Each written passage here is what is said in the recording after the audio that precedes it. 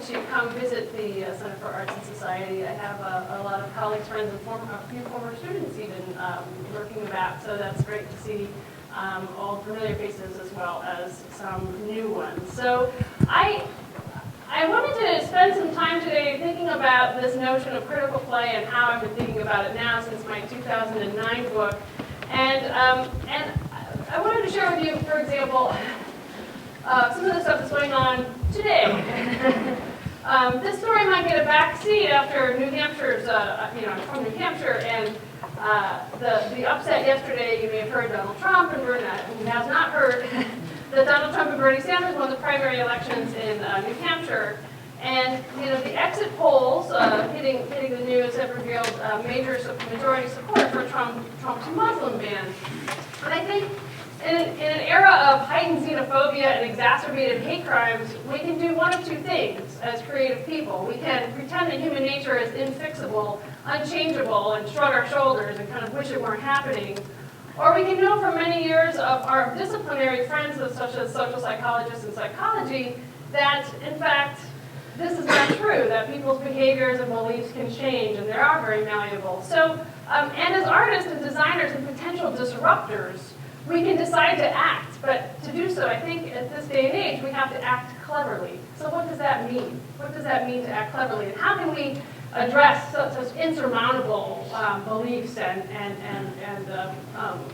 seemingly shocking ways of thinking, new ways of thinking about these challenges that face society and the planet are desperately needed. So that's framing my thinking today. Now, Larry mentioned I have this book, Critical Play. So in the late 2000s, the driving question behind my work was how could we use interaction and play to think critically? How do artists suggest new departures, new directions for critical games? And then in the early 10s, my clever Helen Niesenbaum and I, with a team of advisors, students, and people who believe in the social role of games, including some folks at Carnegie Mellon here working in various classes at the ETC using some tools called the Girl Game cards, for example, thinking about human values in the design process. How do games effectively and actively communicate values? Games are not neutral spaces. They, like any cultural artifact, they carry beliefs and values within them. So how can designers intentionally think about those things and actually be responsible for the things they put into their designed artifacts? And then further, can this be some kind of tool that isn't just, oh, I'm now responsible for my design? Can we actually celebrate that and say, this is going to change. This means innovation. This means originality. I'm bringing my own new kind of value and perspective into this game, and how can that really excite us and make things new and innovative? So now I have a blank book thing, because this is what I'm working on right now. My current work, I'm very interested about questions emerging from both of these projects, as well as some of the work done in my research lab over the last 5 years related to social psychology and business models. One question I have, how can we model and utilize entrepreneurial frameworks, entrepreneurial thinking, to make the world equitable and cause sustained change? How can we think about impact as a goal for an artist and use some of the thinking behind entrepreneurship? How can we inform business with the arts and create from within business? So how do we not just have artists hired to create an aesthetic for something, but in fact really work within that system to perhaps even change those values? And what strategies would work in those systems for players and consumers to be active parts of social transformation? So those are the kinds of questions that are thinking about right now, and I'm just giving you some visual images from some of the projects I've worked on, both personally and then in my lab context. These are some personal art projects, ranging from a project going on right now on tour as part of a show with Yoko Ono and a bunch of game artists. This is called Bomb Scotch, where you actually draw sites of US bombings around the world and then play hopscotch on that. Obviously a critical discussion happening with that play environment to things like the giant joystick and other software-based art projects. As an artist and a designer, I really enjoy working in the studio and asking big questions, but I'm also aiming to affect real change. Changes in conversations, changes in thinking, and I love play because it is transformative in that way, in the way that we can not only just think of interesting ideas, but actually enact them, and play allows that to happen. So imagining playful futures is my current focus. And I want to talk to you about pursuing this strategy, and with also showing you some projects from Tiltfactor. So Tiltfactor is a game design research laboratory that's running right now at Dartmouth College in New Hampshire. Then we do all kinds of games, from things you may have you may have heard of in the past. We have POX, board game for public health. There's lots of board game products, as well as these kind of digital games. Layoff was a big game in 2008 that dealt with the financial fake crisis that made national news, and was called the kind of Charlie Chaplin treatment of financial crises. And then we have all kinds of different projects working on now, including a game right here, Smorball, which is a crowdsourcing game that actually helps decode science manuscripts, botanical manuscripts, using kind of Louis von Ahn's notions of crowdsourcing and games with a purpose. So these are the kinds of things we're really engaged with. And Tiltfactor is unusual because we make games and we study them, and then we investigate them for evidence of social change or social outcomes. And in the laboratory, the team is constantly crafting prototypes, and one of the things that we're kind of known for is creating failed games. We have a paper recently about failed games where we actually found some games really don't work for the kind of intended purposes. And if you're interested in when things work and when things don't work, that paper is on our tiltfactor.org website. So I'm interested in not everything we do does what we think it's going to do. How do we discover what something really is doing? What is the heart of the matter? And can we embrace when things are working and move forward with that? And how do we have impact with that? So those are the kinds of broad strokes about the lab. Now the lab, the group has formulated the beginnings of a new design methodology called embedded design. And that's really what I'm going to be working towards in this talk, is showing you how embedded design works. How do these big ideas get into the games, and how do they work? And one of my key collaborators of the past several years is now a Carnegie Mellon University faculty member at HCII, Jeff Kaufman. Woo, raise your hand. Okay. I told him I was going to do that. I did. He didn't like it. So Jeff, okay. So today, so Jeff has been instrumental in a lot of this thinking too, so you have a local resource to consult and study with as well. So today I'm going to discuss the intriguing and sometimes counterintuitive notions behind embedded design, which are pretty fascinating. And I'll go through the different types of games that this stuff has worked well in. So for example, for here, this is an Indiecade in Culver City, California. People here are playing a card game called Awkward Moment. And quite likely increasing their willingness to intervene in biased situations, and on an unconscious level positively associating women with scientific careers while they play this game. They're still happy. I just want to point that out. Okay, so here's my little framework after that little introduction. I want to give you a little bit of context for what I'm working on, give you 2 examples of games, and detail the embedded design strategy using that awkward moment teaser that I just gave you. Okay. So everyone here, this is Carnegie Mellon. There's digital stuff being made all over campus. Everyone's likely familiar with the successes of technological games. Ever since 2008, the Pew study of internet in American life said that 97% of American youth play video games over 1.5 hours a week. That's 2008. We now know that must, we can assume, we can at least hypothesize some growth in that domain. People are playing all kinds of games all over the place. In fact, yes, there are still more people playing Candy Crush than there are people living in Australia on a daily basis. And it still makes over $1 million a day, just an old game. This is one of the older games. Clash of Clans is making over $1 million a day. I mean, if you get right down to it, there was at one point when Kim Kardashian's game was released, it was making something like $8 a minute, or very, very high numbers, even for some smaller games. So, this is some interesting stuff.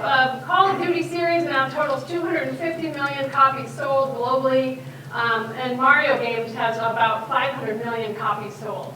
So these are really big numbers. The U.S. game industry is something around $24 billion, just surpassed by China last year. and China's got around a $28 billion game industry. Okay, so for over a decade, well, all this big stuff is going on, and everyone's playing classic China for Call of Duty, and a lot of Candy Crush. There have been game designers actively working on other kinds of games, right? And there have been artists working on game-related and inspired artworks, and then there have been games that are really trying to tackle social issues, thinking, of course, games are really great for interaction, games are engaging, and speak to different generations, and then they're also really interesting platforms, because if there are 500 million copies of X game out, well, certainly I can get 20,000 for this. So there's this idea, there's this promise of a really large audience. And that has made a lot of people go into the game for change space. And some of you may know about some of these games. Haiti and Darfur is Dying were made, I think, in 2006. A game about poverty in Haiti and a game about the Darfurian refugee crisis. Spent was 2011, putting you in particular situations where you had to make choices about how you spend money when you have a very low income job to try to keep your job and be able to go to work, etc. Half the Sky is Nicholas Kristof's game project, where it's supposed to be generating money for charities for women's organizations around the world.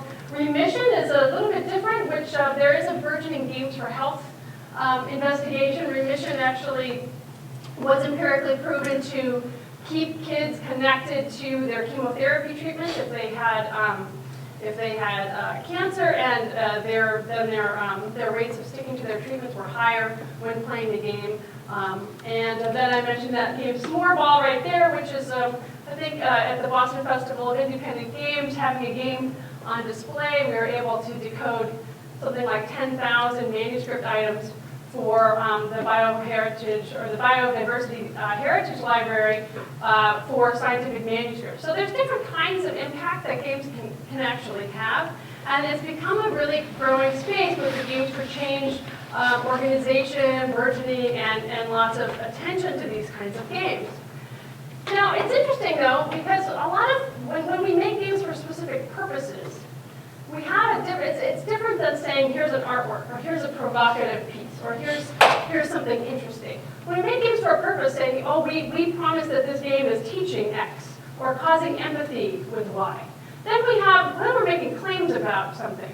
And then I start thinking about ways in which in other sectors of society, when we make claims about food, or when we make claims about nutrition, we are supposed to have some kind of evidence to back that up. So if it's true that we are seeking, if we can promise that games are doing something, then we kind of need that evidence to back it up. Do games really raise awareness about a social issue? Do they increase empathy? Do they help end poverty? All these kinds of questions are really good ones to ask now that we've seen some of this work emerging. And we know that games both have psychological impact as well as neurologic impact. In fact, I think there's a talk tomorrow in the psychology department at 4 o'clock about neurological research and games. There's much work right now in the science of play, and it's very interesting stuff. So there's one example. Tetris has been something that everybody's studied since the 80s in terms of one of the first major studies on games was about Tetris and people dreaming of how to solve Tetris. So that's awesome, and I've been connected to Tetris research for some reason. And in 2009, researchers studied adolescent girls who had never played Tetris. I don't know where they found these girls. In 2009, and they found that in 3 months studying, they grew gray matter in their brains, and it helped the brain become more frugal in its efforts. When I say that, I mean that MRI's results on the players showed greater efficiency in times and consistent with earlier studies. So they were able to maximize their performance in time. And the new players who practiced also developed thicker brain cortex, but not in the same brain areas where the efficiencies occurred. A mystery.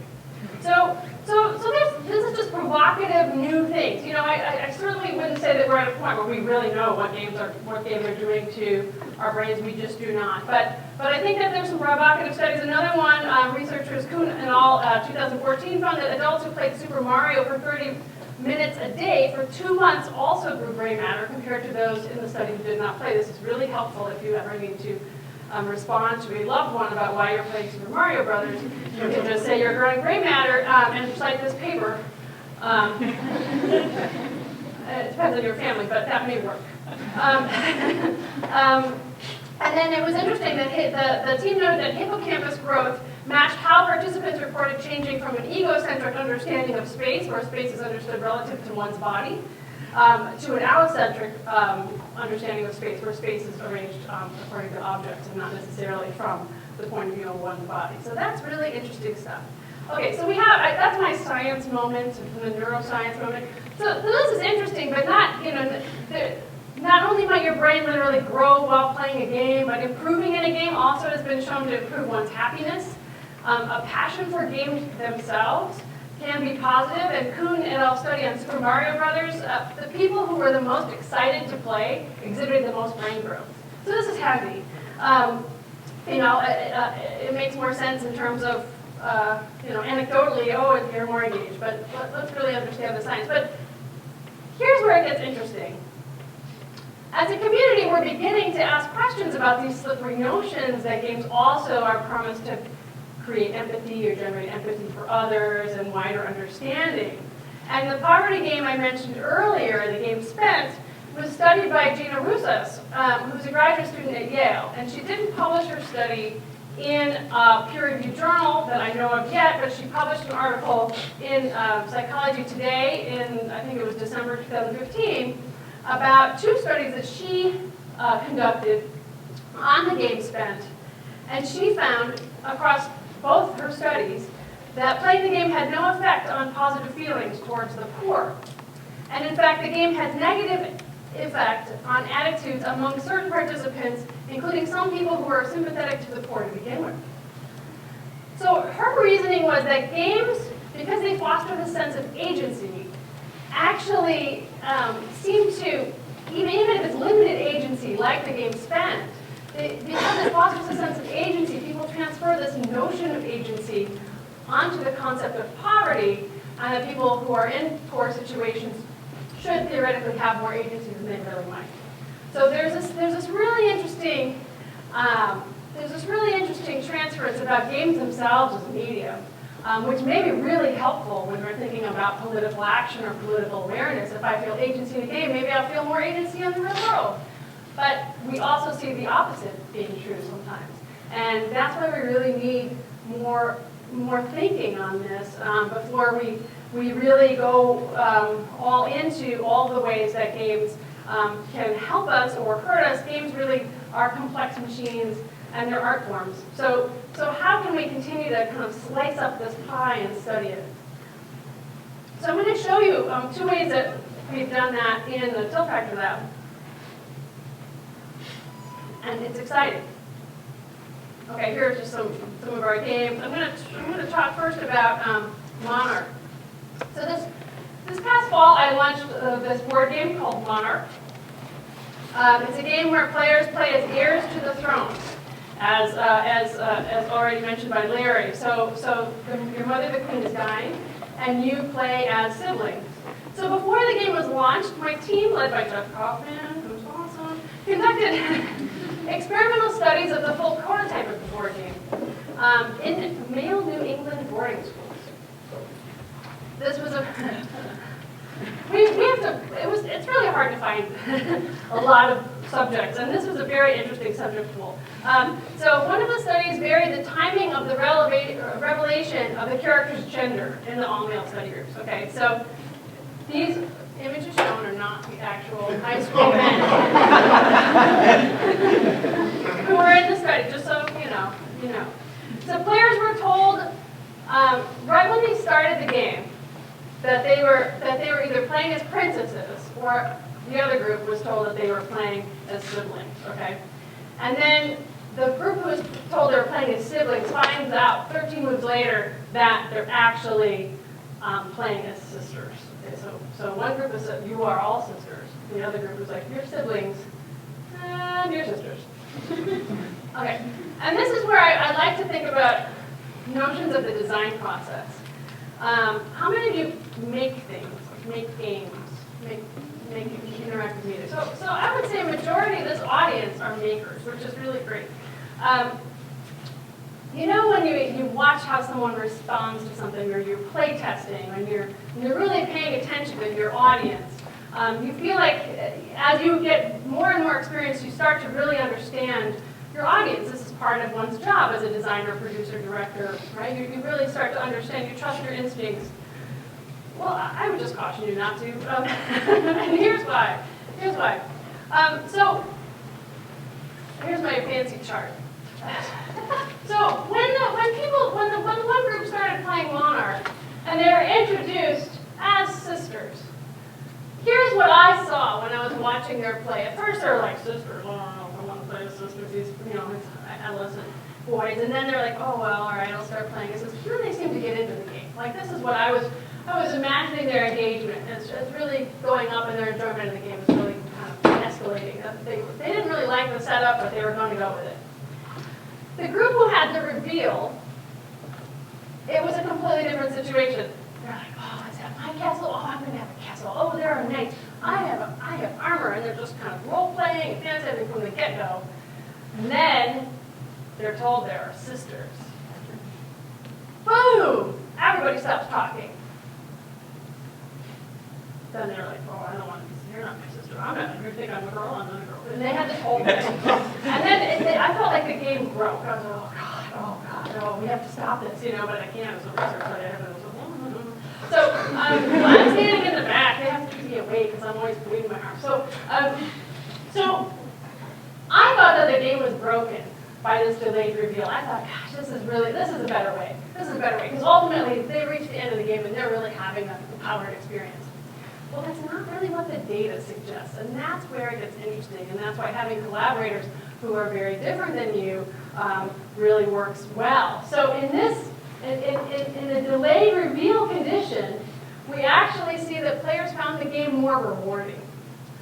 We actually see that they thought it was worth playing again, and they even exhibited higher levels of experience taking in someone else's shoes. I didn't pick that up as a designer. Pick that up as a researcher with a social scientist.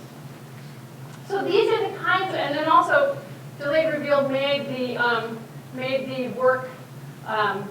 The players reported that it wasn't necessarily just appropriate for girls. It wasn't just a girls' game.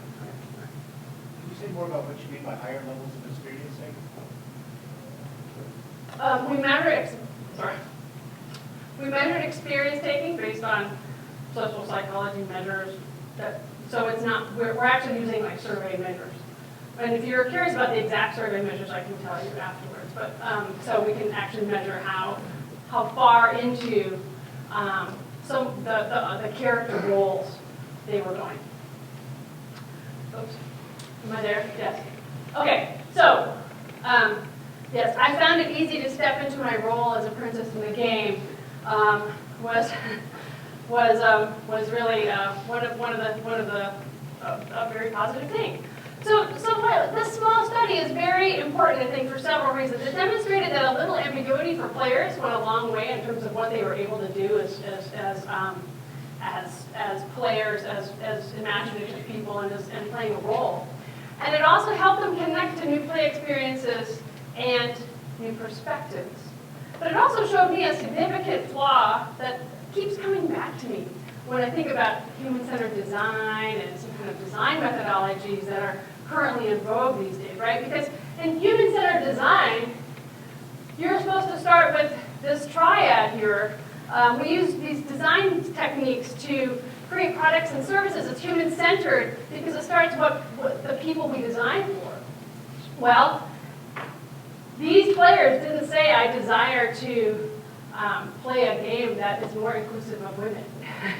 These players didn't say, I really wish the gaming world was more equitable. This is not a desire that is consciously coming from those players in this study, and indeed, probably from most of my work. But that doesn't mean that I have to leave those intentions behind. And there's no real critical vocabulary for this. So if you're running into this situation, it's quite interesting, and the time and the place. You know, there is a buzz about human-centered design, but you know, there are lots of points of view, sorry, in human-centered design, and sometimes those points of view aren't represented in the process. And so thinking about how we actually begin to examine the needs and dreams and behaviors of the people we want to affect with our design work also seems to have to come into play. And I can talk more about that in the Q&A if we get to it. In fact, business scholar Alexander Menu has likewise pointed out desire is the foundation of any form of innovation. Innovation is rooted in desire. Did these players desire to play as female characters? It didn't look like it from the data. But in the end, it worked. So how we actually bring people into this space is really complicated. I think so far, we've seen in certain business quotes and we've seen in human-centered design, we're stopping where we give people what they want. We give people what they desire. Well, this is not getting to the complexities that end up being a rich experience that actually can maybe inject some social change stuff. So how can we give people what they desire when they are formed by existing cultural biases, for example? And further, how do we explain that enjoyment and desirability go up in a game when we disrupt expectations? These are the current conundrums that face innovators today, and they're vexing challenges, but they're also exciting possibilities. And I don't have an answer for you there. I think it's more of a provocation to say, okay, well, there have been moments where people's enjoyment go up, and we're breaking open the space. Maybe there's something about that surprise that we really, really want. Okay, so, and my last lesson on that example is that humans, you know, they should surprise you. And the data will surprise you. So keeping that spirit alive throughout your entire research career is something I think that's a little hard to do. That we're constantly looking for surprises is also probably a really pro-social thing in the end. Okay, that's halfway through. We're going to play. You know what it is. Okay, so some people have played this. Buffalo? No, okay. So we're going to play Buffalo. We need a break. Okay, so to play this game, we're going to have a game moment. Okay. You need to shout out, Jeff is really good at this, by the way. To play a game, you need to shout out the name of a person, fictional or real, living or dead, who matches the criteria that are going to come up on the cards. First person to get it would get the cards in real life. You don't have cards, so you don't have to keep your own points. Okay? Is there one right answer or any? The first person to get one that fits the criteria, that people don't gang up on you and say, no way. Ready? I know, you're like right in the middle. Okay. And go. Sully! That was fast. Although there was a second, I know. Sorry. Ready? Gandalf. Gandalf, a clear winner! It's very present with you. Okay. It's because there's this cathedral of Sauron learning.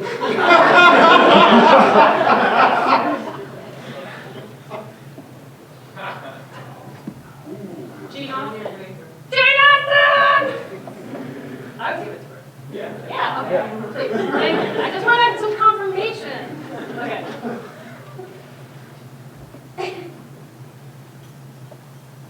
Muhammad. Is that together? Was there like a... Okay. Okay.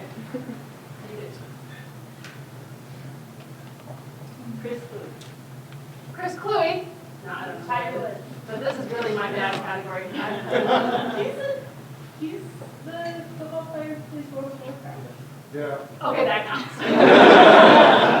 Okay, so that's Buffalo. Yay! So the design strategy behind this game is a clear departure from most games for impact, right? This is a party game. This is a name-dropping party game. It looks like a party game, it feels like a party game, and it is sold as a party game. But it also is a system that addresses implicit bias. So, anyone care to guess how it does? I'm sure you can kind of try to figure out. Yeah. Yeah.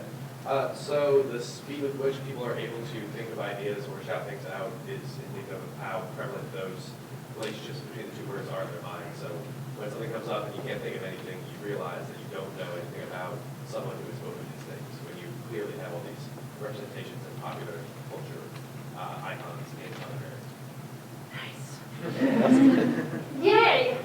That's part of it. I mean, one of the things is we're not trying to diagnose someone, but yes, it is, that pause does suggest processing. And what we're trying to do is really rewrite some of the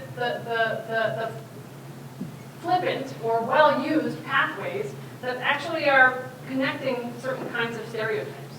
And that comes through when we're measuring this process. So using the average social identity complexity scale, or the score, and then the average universal orientation score, these are two measures that are used to kind of measure bias in social science. And when we use the game, we actually see an increase in social identity complexity. So for example, social identity complexity, if I want to think, if you tell me artist, I might say, hooray, black, wakes up late, or whatever, right? But then I would be showing my biases, right? This is a stereotype, these are caricatures. If I say artist, and I say, oh, tennis player, there's something around the tone of my voice, I want to say Pinot Noir, I don't know if you're watching this. That's not what I was thinking, but yes, that could be it too. So thinking about ways in which these disruptions are happening, and like that your description or your social categories are larger than these quick things. This is really interesting when you talk to animators, by the way, because I have a lot of friends who are working on animation projects and game animators. We finished a project at Tiltfactor, and almost every one of the characters, when we hired an outside animator, they had to do all the animation over because there was like stereotypical race and gender. I mean, it's really easy to produce this stuff. It just comes out of us because we've been surrounded by it our whole lives. So how do you break that mold? It takes work. And it takes work in all kinds of unusual categories you wouldn't have thought about. And so that's what the game is really trying to go on. And it works on this conscious level and an unconscious level. So here are people are training, actually, as people tweet about what they're going to say at their next Buffalo. They also played a demo of Tiltfactor's Buffalo, the most awesome game I've played about what a terrible person I am. That was particularly a heartbreaking one. But the reason is, I couldn't remember Sonia Sotomayor, her Hispanic lawyer, that's just shameful. So there's this kind of self-policing thing on one part of it, but then there's also a kind of unconscious opening up on the other part. And those two things are working in a game that is actually just completely seen as a party game. In fact, I'm going to Toy Fair this weekend, and I will have my copy of Buffalo. Buffalo is sold at Marvel's The Brain Store and Uncommon Goods, and these like places where people buy gifts. You know, it's not it's an intervention that's not set itself apart and said, wow, this is an intervention over here, because that will not work. All right, so it's important to point out that there's these mental models that we can actually nudge or influence or move around a little bit here.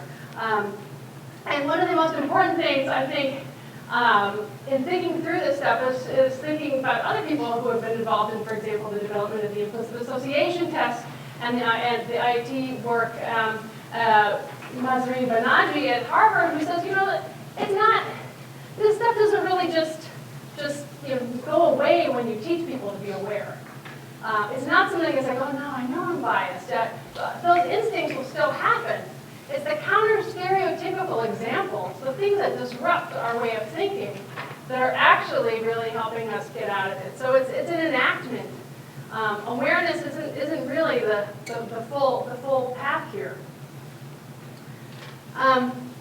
So I've talked about Monarch, I've talked about Buffalo, and now I want to just delve into this design strategy. All right, how we've seen how Buffalo works, pretty straightforward. There's a little bit more to the game, but it doesn't affect the content part. The next part I'd like to think about, how do you embed these things into design? design projects. So there's this vast body of psychological theory on research and persuasion that shows us that that humans are resistant to persuasive communications, right? If I say no shooting, people want to shoot the sign. It just happens. We see this everywhere. No litter, there's this urge to just subvert the thing that you're told not to do. And maybe this is a generational thing. I don't know. I think this is still happening. And it took a while for at least me in the social design space to come to this conclusion that less is more. Being aware that that someone wants you to do something or someone's giving you a direct objective actually triggers this idea of psychological reactives and can make us averse to any kind of perception that our freedom is limited at all. So this raises our psychological defenses and we say we don't want it and whatever. And it's so interesting if you read this stuff about psychological reactives that psychological reactions occurs even if we agree with the topic. So even if I don't want to litter, like I kind of want to litter now because it said don't litter. Like there's this, it's even if your own beliefs align with the content of the message, and that is something very interesting, and it has a lot to do with then thinking about games for change and how we could think about maybe new forms of play. Now there's a second psychological barrier, of course, that comes into situations, especially when dealing with attitudes and behaviors that are sensitive, like racism or you're biased, stereotypes, prejudice, the bias blind spot. That's acknowledging that it exists, but I don't really have it. Right? So that you're not susceptible to that bias, but everyone else is susceptible to that bias. It's an instinct. The bias blind spot is an instinct that it has to be acknowledged and then worked against, actually. So one way to approach this tricky, thorny mess of stuff is not to approach biases head-on, but go around those mechanisms, right? So we have psychological reactions, we have bias blind spot. I'm not biased, I don't know. So the team started working on a project kind of like based on the mechanics for apples to apples party game. We were working with middle schoolers, and we started coming up with some reactions and awkward moments, awkward situations. In fact, one of the players named the game Awkward Moment, which was pretty great. So the goal of the game is to encourage reflection and discussion about social situations, including, but not solely about, gender bias. Okay? So when shopping at the mall, you see a t-shirt, a store that's selling t-shirts for girls that say math is hard. Okay, that's one of many, many, many biases. So then there are these different reactions. You notice that there is a woman in science hidden in there, but most of the reactions are not having anything to do with women in science. You're not told to think about women in science. There you go.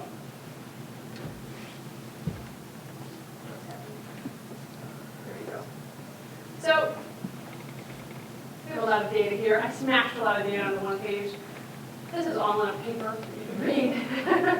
But in a randomized control study, we found that the players of the game were much more likely to answer bias situations assertively and also we also did this test on careers, where over 60% of the players assigned women to the category of scientist, while those in the non-biased game group, we used apples to apples as a control.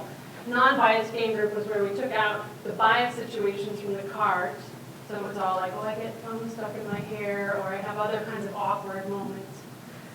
And the non-biased game group scored far lower in the sense who assigned a scientist to a female character in our studies, and who also, there's a perspective-taking study where you can draw an E on your forehead. If you're paying attention to someone else's perspective, you draw it from your perspective, and if I'm thinking of myself, I draw it on mine. It seems wacky, but it works. And we did that. We did perspective-taking studies with with adults and kids with this game, and I think in our study it was 100% of adults wrote the E facing someone else. So we actually can increase this idea of perspective taking. It was not true in the control group.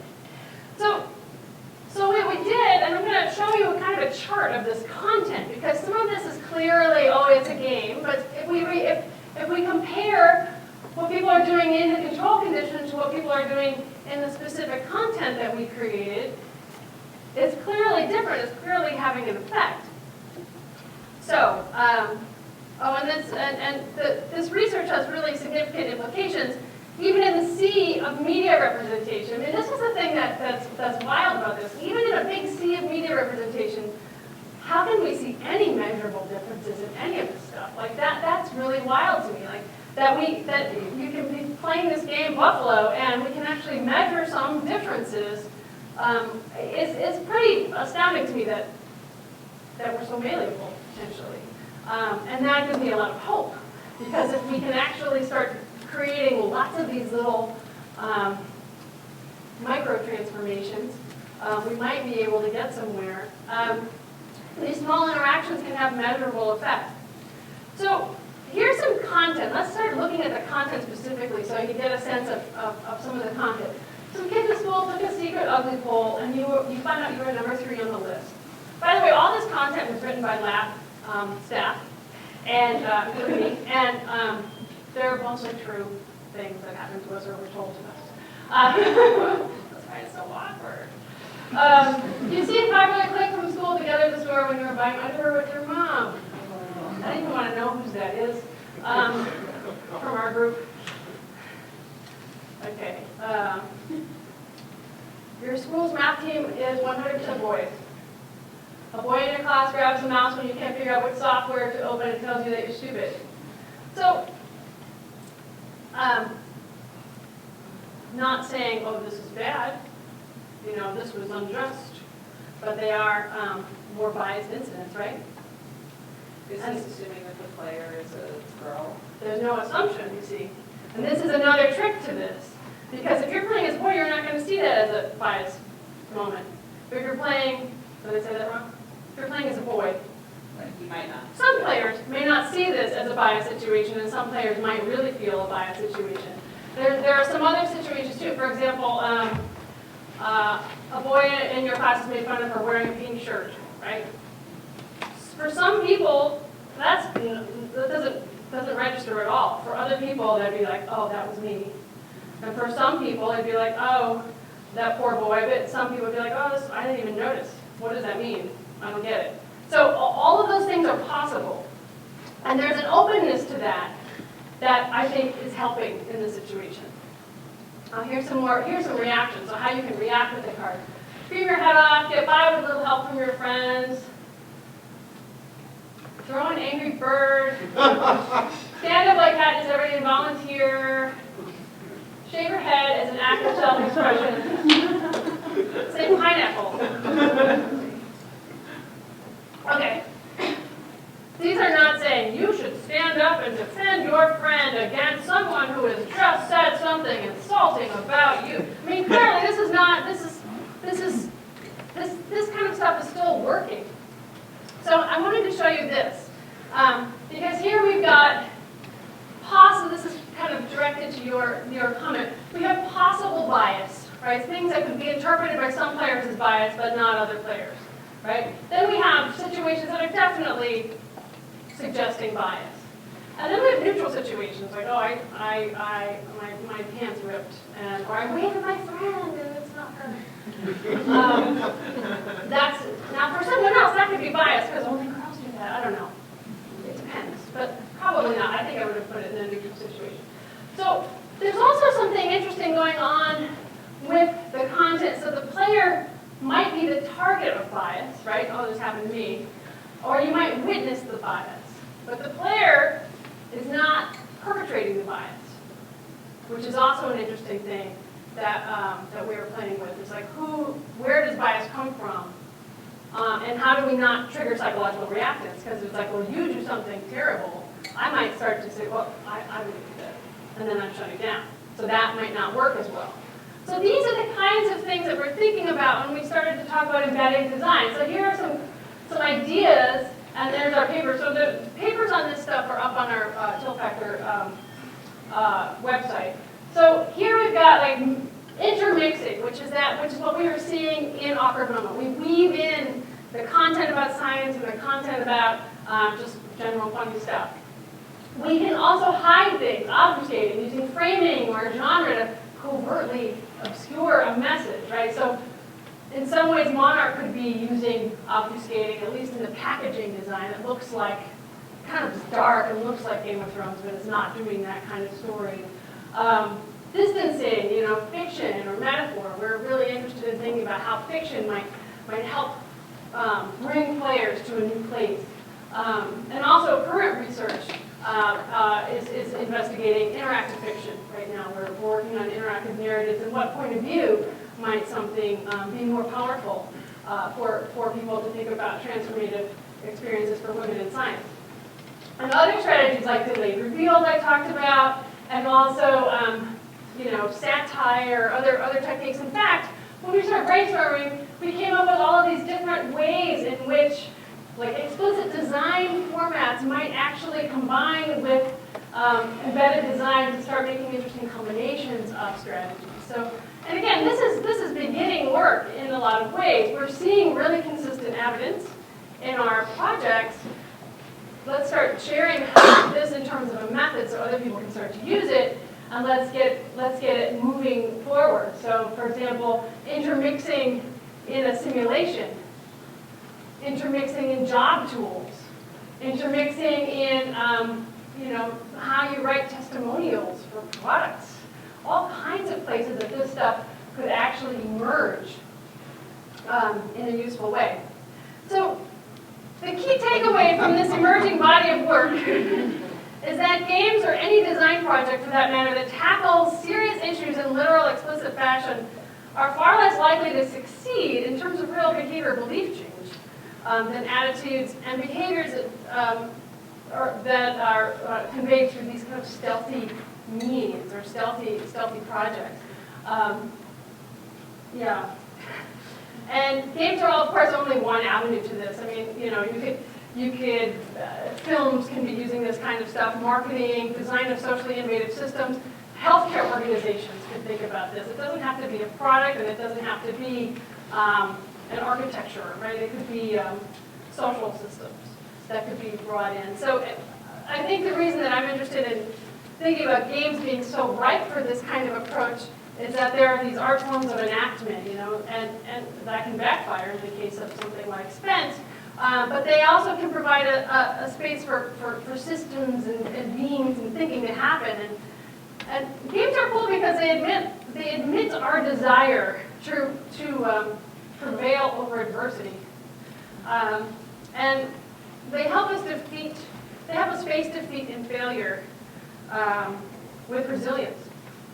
So I like them as an art form because they're also 8,000 years old. I mean, if games are older than written language, they may have things to show us about the way we can understand the universe through games that we're just beginning to understand. And we may never understand fully, but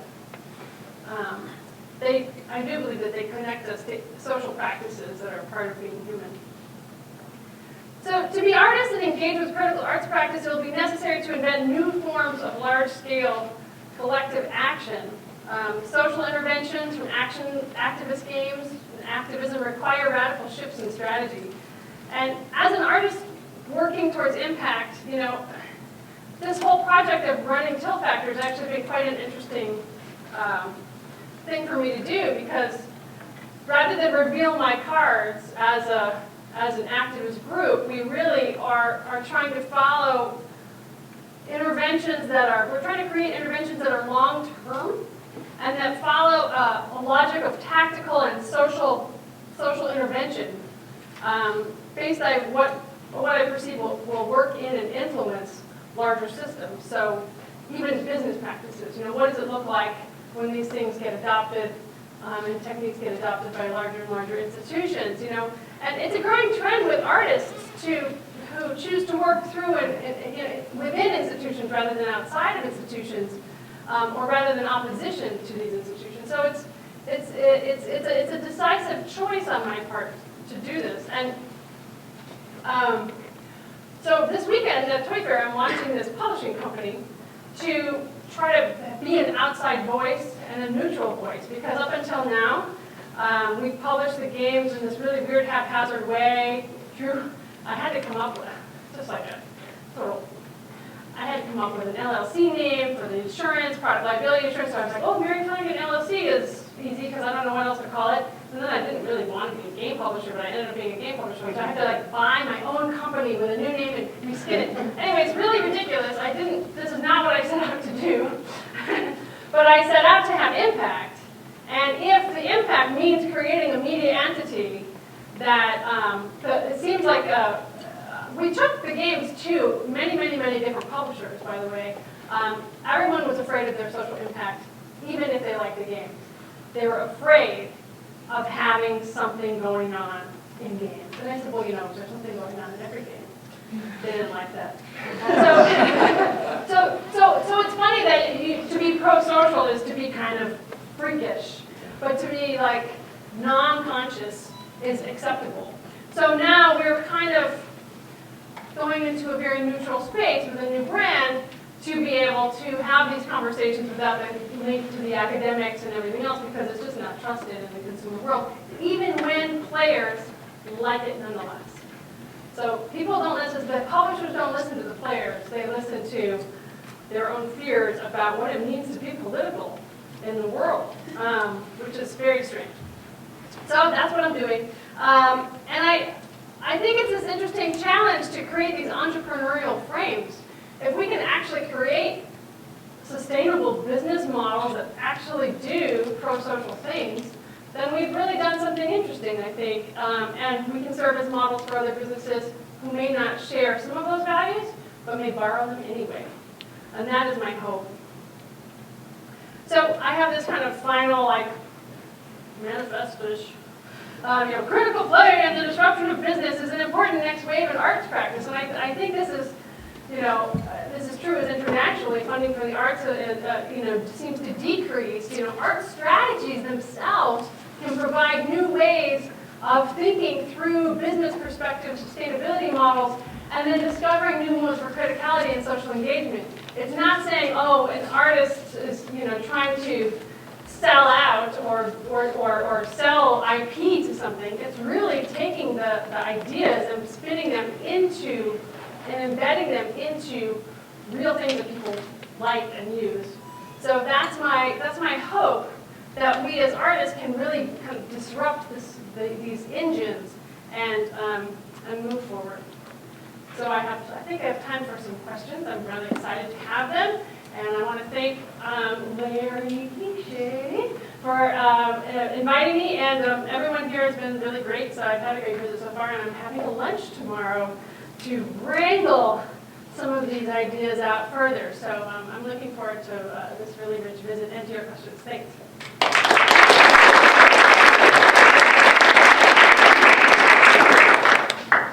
I'm going to go here and then you. So my question is based off of something you just said, actually. When you talk about other businesses borrowing from your model, do you think that runs the risk of them creating more specs, more data? Oh, yes. And is that still a net positive?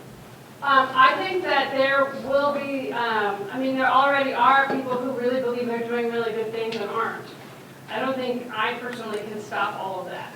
But I think, and yes, the research could be borrowed by groups who aren't going to do the careful data collection. I mean, this is a danger. But it's more dangerous to have one person or one lab be able to do something and not share how it works. So it's a trade-off. I do think this has happened quite a bit before when we, as soon as we start saying, collect data on games, some of the stuff that you see, if you look at, I'm not going to name names on some of these large projects, but sometimes the surveys are very poorly done and not really scientific at all, and then they're reporting data. Well, that data is not really great data. So it already it is done poorly sometimes. So I think the question is, we just have to keep, there's two things. We have to, one, be really critical about when we see data and we see this back up and say, okay, how is it? Let me read the paper. Let me see how they did it. And then two is really trying to, there will be trial and error. Yeah. So do you think games should play a bigger role in formal education? And if so, why don't they already play a bigger role? So there's a lot of interest in bringing games into classrooms, for example. There has been for the last 10 years. It has worried me. Not that I don't think games are good learning tools necessarily, although we have very mixed bags of data about different subject matters and everything else. But because I sit on a lot of grant funding panels and other kinds of stuff, I see a lot of the proposals that come in. Many educators who are pitching games and game mechanics aren't necessarily looking at the game mechanics themselves as value-laden. And that can create, so for example, if you're going to roll out a series of first-person shooters to teach math in all of our high schools, let us just examine that, as a, so that, you laugh. It is actually, these are the kinds of things that people are like, racing games to teach physics. I mean, I've seen that it's like, really, over and over, how many racing games can we really have to teach physics? Like, could we not teach physics in another way? Is there not another way to teach? So the thing is, we have generations now of people who grow up on games, and we just kind of don't question these tropes that are actually, we're just there because it was kind of easy to see XY coordinate intersect, boom. And the context that games came out of, we could easily look at the history of computer games not as one that goes from, Pong and Pac-Man and Defender and everything else. We could look at Alan Turing and language games and codes and other kinds of histories of computer science and still have games that are very different.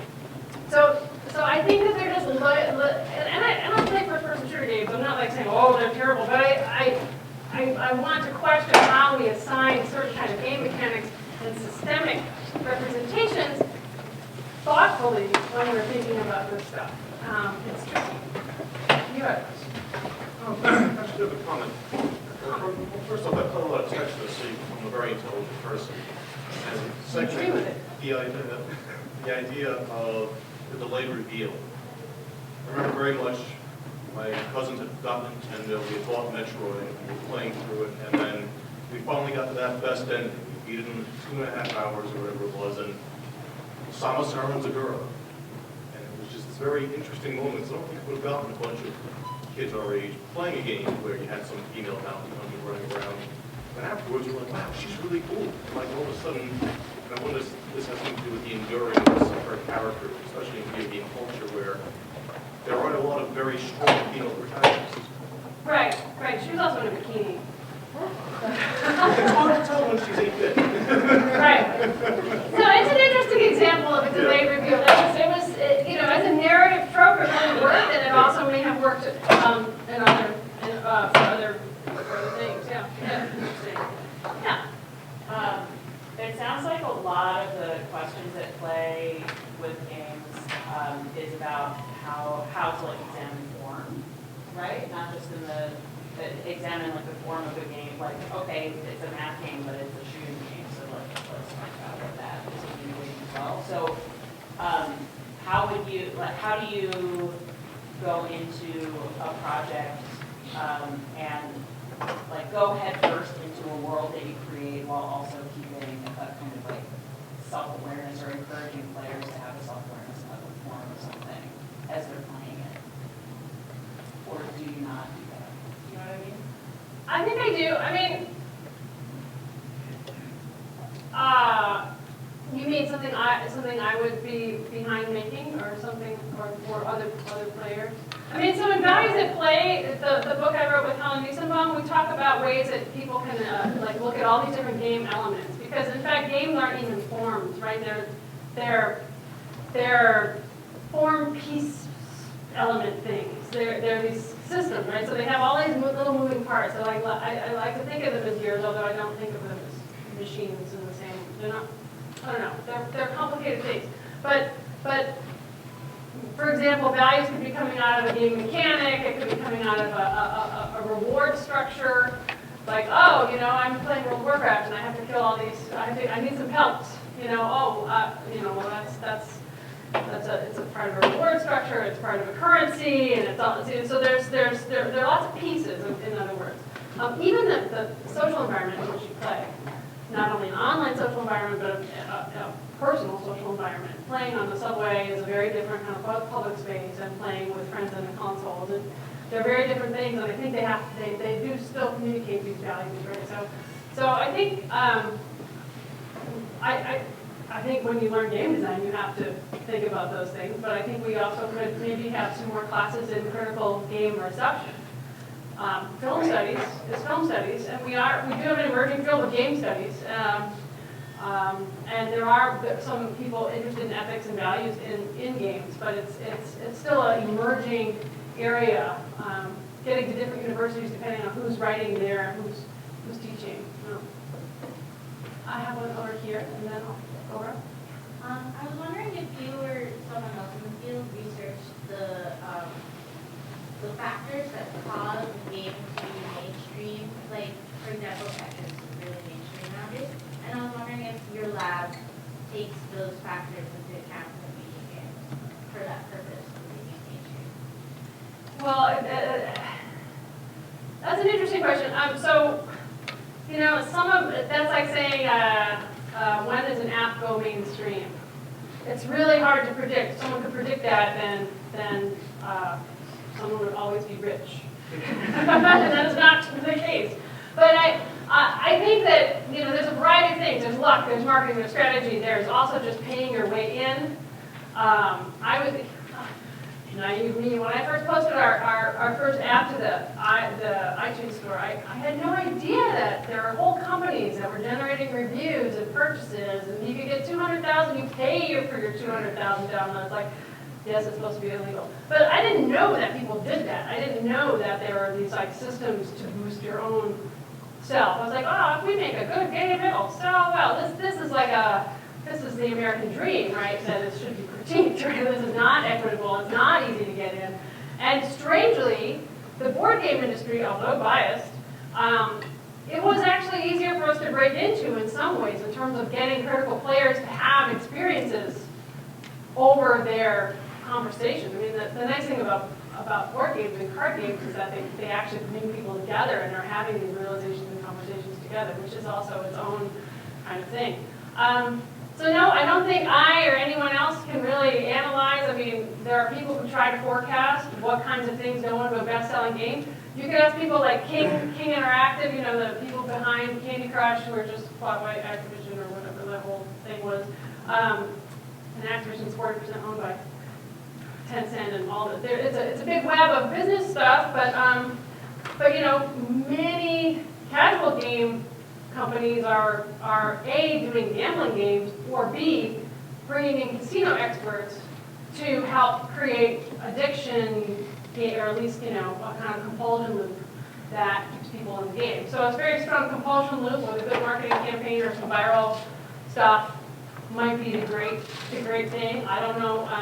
If we can make a compulsion loop like Candy Crush that actually helps people change beliefs and behaviors, this is good. This would be good to do. Go do that. Help. Yeah. You talked a little bit about empathy, values for generating empathy, and I wondered if you had any thoughts about recent like virtual reality projects that place people in like a Syrian refugee camp or outside of Planned Parenthood, where people are like screaming terrible things, and I think that's I guess what you think about that. Oh. Well, I think that virtual reality is not necessarily somehow so different than other kinds of game-related experiences. In fact, because it's so immediate, it could cause more psychological reactions, just a kind of possible hypothesis that one would want to test. So I wouldn't say that donning a thing somehow makes you more empathetic. In fact, we go well out of our way to make things that are far away from you to help you be more connecting. So I think I would try to if I was really concerned about making something empathetic and I really wanted to show that it was true, I would probably try to find some grad students in the psych department to help try to run a study to see if various approaches, design an experimental study to see if which way works, has more promise than the other. This is stuff we don't really do as artists, but then maybe we have to be careful of talking about, oh, this is empathy, or this is this, or this is that. Maybe it's just, okay, well, the language breaks down a little bit when you go between disciplines, so like in the sciences and in the arts. So this is an interesting territory. Yeah. A lot of games have contributed to the stereotype that games have developed that they're all just like mindless violence. Do you feel like even those games have some sort of benefits to society and personal development?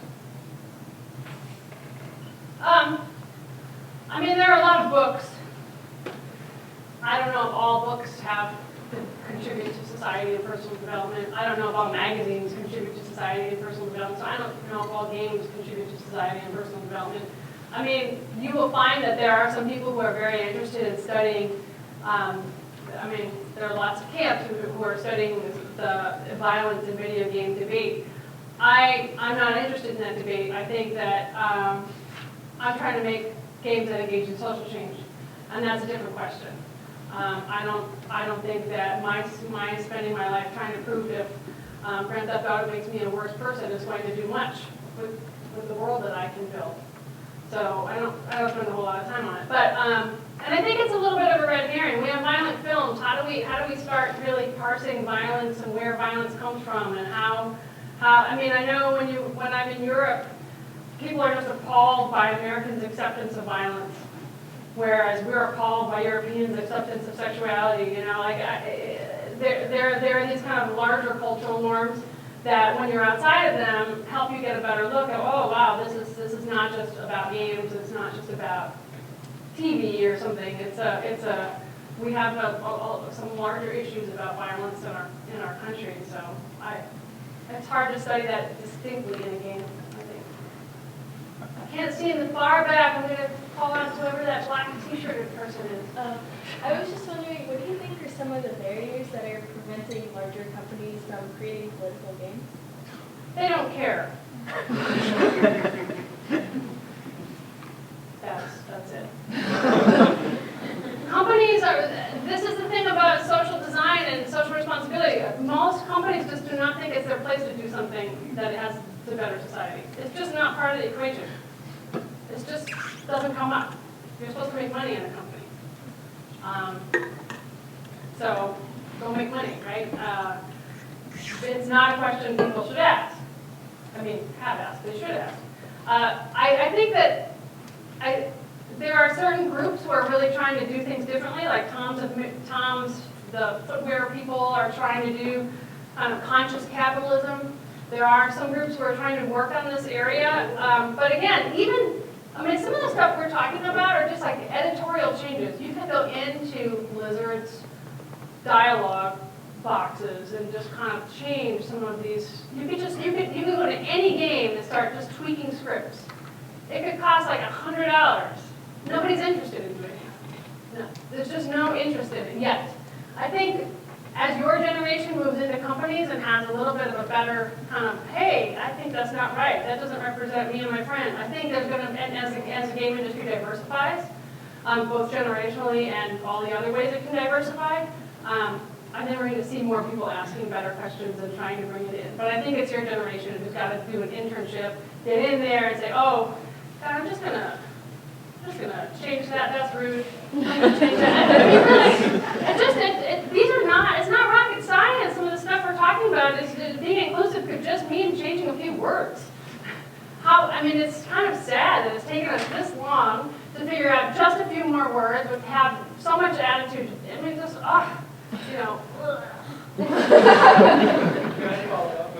One thing that you said in private that maybe you could talk a little bit more about is that the statistics and the NSF grants you're speaking the language of power, right? So if you do want to talk to someone at a company, you need to know how to talk that language. Yeah, for me, and we haven't figured this out, because I know that there's a group of higher education Video Game Alliance run by Constance Steinfiller, who Constance was on Obama's OSTP.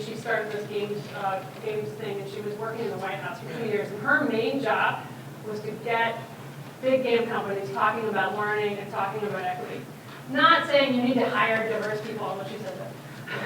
But she was really like, look, how hard is it to add these few things into World of Warcraft, and it could be a learning game. We could be adding certain small things into commercially available products that would start to really increase who gets to, learn algebra early, or who, no one wants to ask this question, and she was pushing and pushing, and she just kind of gave up. But we still are trying to figure out how to address their bottom line, which is if we can say, you edit this content, and you've tripled your audience, people would go for it, right?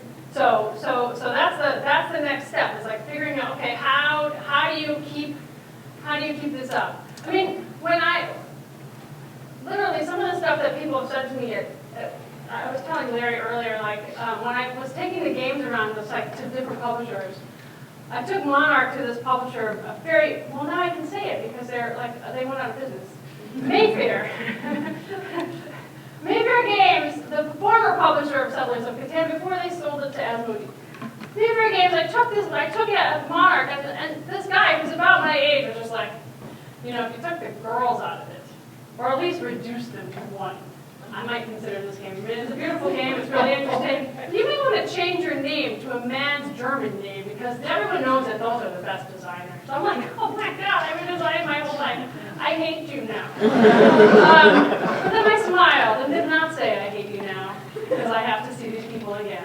And I went away. And I published it myself. This is not like, oh, I'm going to make some mastermind game. I want, but now it's being taken seriously. Monarch was the #2 game at Gen Con. We're winning awards. We're starting to, and the fact that many people last year purchased games that actually help society in some way makes me feel good, but also it actually creates a revenue stream.